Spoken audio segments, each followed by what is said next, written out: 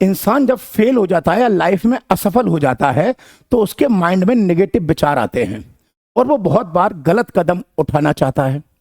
मैं आप लोगों को बस एक छोटी सी कहानी सुनाना चाहता हूं, छोटी सी कहानी।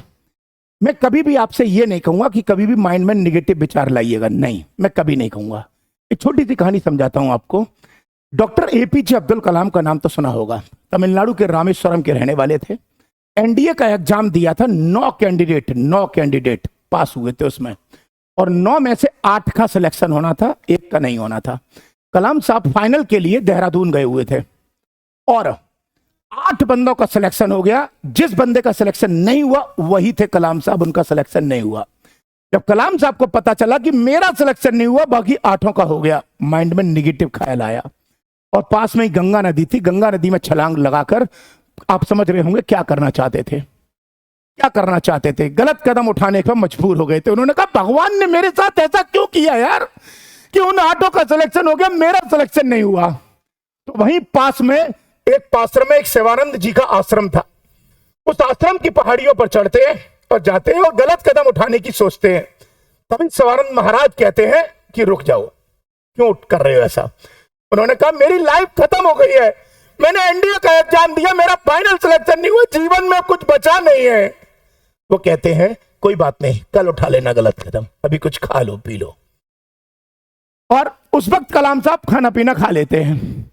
अगले दिन कलाम साहब पूछते हैं मैं क्या करूं, मेरे पास कुछ बचा ही नहीं। तो शिवानंद महाराज कलाम साहब को जो जवाब देते हैं ना, वो जवाब हर आदमी को सुनना चाहिए। पता है वो क्या कहते हैं?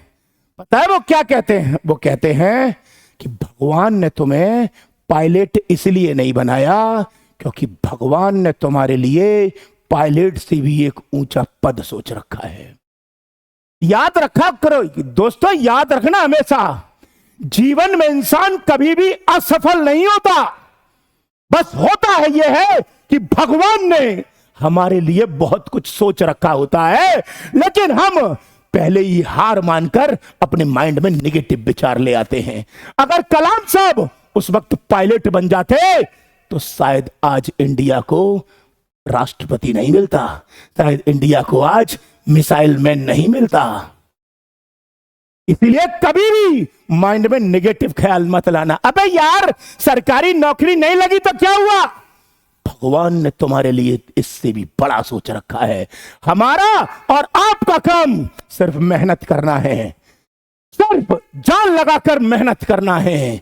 ऊपर वाले का काम हमारे लिए स्थान का इंतजाम करना है।